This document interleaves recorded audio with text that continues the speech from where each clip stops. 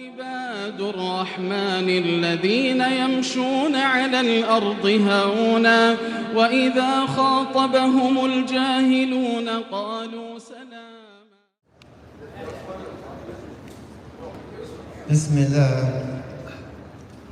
والحمد لله وصلى الله وسلم على نبينا محمد وآله وأصحابه أجمعين. My dear brothers, my little sisters as well, alhamdulillah. Once again, I always like to remind,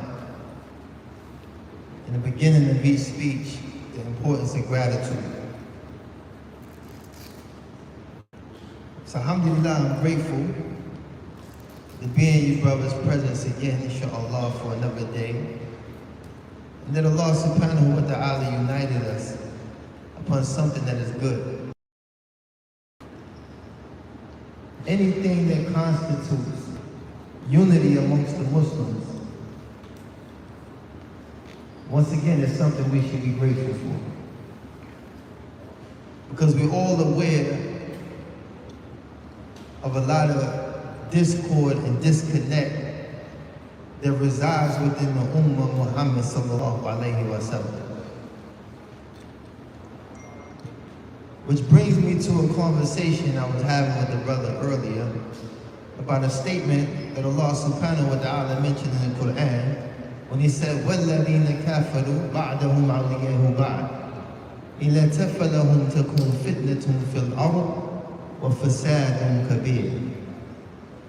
Allah subhanahu wa ta'ala said, verily the disbelievers are allies of one another. But if you do not do the same, there will be fitna in the earth and major corruption. So what Allah subhanahu wa ta'ala is mentioning in this ayah is that verily those who disbelieve, they have a commonality that they share, and they unite upon that commonality. And that commonality is disbelief. They unite upon it. Easily, because this is their manhaj, this is their understanding. But Allah subhanahu wa ta'ala said, if you do not do the same, meaning unite upon Quran and Sunnah with the understanding of the companions, there will be fitna in the earth and major corruption. So it's important to understand that we live in this time. We live in this time where, as an ummah, we are not on the same page. And the result of that is the fitna that we see, not only in our communities, but throughout the Muslim land. In some cases, it's almost sad that we can't never turn to a single media channel or network that has anything good to say about the Muslims. Whether it be what's taking place in Philistine, the extermination of the Muslims in Syria. Some of this stuff don't even get televised. The persecution of the brothers from Burma, the genocide that took place in Bosnia. There's a lot of things that take place that's a result of the disconnect and the lack of unity amongst the Muslims. So the reminder today was supposed to be the importance of following the Sunnah of the Prophet sallallahu alaihi wasallam and his companions, radiyallahu anhum. One of the things that impede us from excelling in regards to unity, and this is something that we all can relate to. We all have certain cultural issues or traditions that hold us back from embracing the Sunnah of the Prophet sallallahu alaihi wasallam and following it in totality. Many of you may know my story. Growing up in the streets of Harlem, in New York City, a city through the whole duration of my life has always been infested with crime, violence, drugs, just complete darkness. And coming to this blessed deen of Islam, alhamdulillah, Allah put in my heart to leave all those things off for the sake of Allah. And to leave all those things off and all those ways, all those customs, all of those traditions, all of those standards that we held each other to in the streets under the guise of keeping it real. I left all of those things alone to follow the sunnah of the Prophet ﷺ. Many of y'all come from Muslim land, and y'all have strong and rich culture and traditions that make up some of the identity of many of you as Muslims. But in some cases, those cultural things or those traditional things can get in the way of how we practice the religion of Islam. So when we talk about following the way of the Prophet ﷺ and his companions, we have to think about the sacrifices that they made, leaving off things that plagued them in Jahiliyyah, and they accepted the religion of Islam in totality. And they lived by it and they died by it.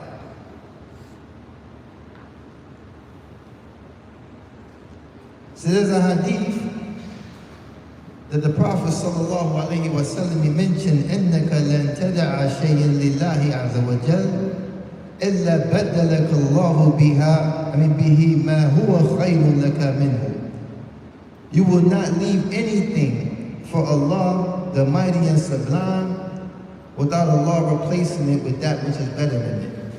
And many of the ulama, they derive a shorter way to explain this hadith. They say, "Man taraka shay'an lillahi, awadahu Allahu khayrun minhu."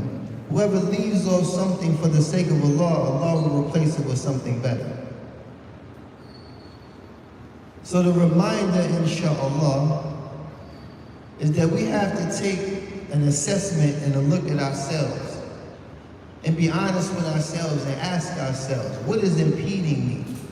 What is obstructing me from following the sunnah of the Prophet ﷺ and the sunnah of the most virtuous generation of Muslims who ever walked this planet? What is stopping me from following their way in totality? Because this is how we start to work on our own affairs and not busy ourselves with the affairs of others and not busy ourselves with the affairs of those who haven't reached us.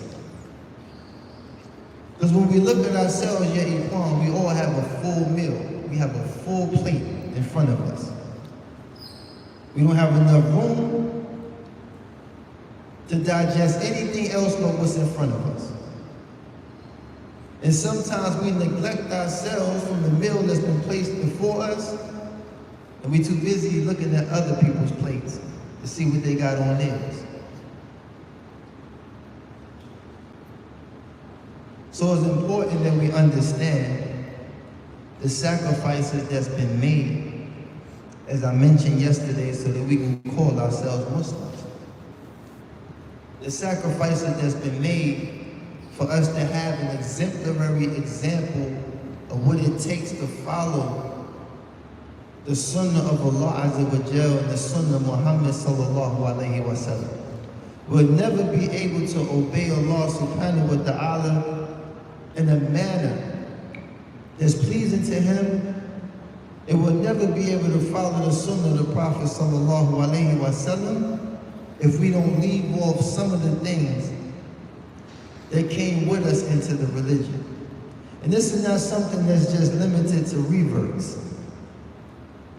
This is why I mentioned that we all have our own cultural and traditional issues. So the reminder for myself and the reminder for you all is to look at the good and the beauty of the things that come with us. I'm not here to say there's anything wrong with having traditions. There's nothing wrong with having culture. Nothing wrong with having historical benefits that contribute to Islam. But when we look at some of the things that impede us from following Islam, then we have to look at ourselves and ask ourselves, what are we willing to sacrifice for the sake of Allah so He can replace it with something better? What are we willing to give up for the sake of Allah so He can replace it with something better? Wallahi Amir, I've experienced this myself. Everything that I left for the sake of Allah subhanahu wa ta'ala, He has replaced it with something better. Before Islam, I toured the world as an artist, behaving in a manner that is completely contrary to everything that is taught in Islam.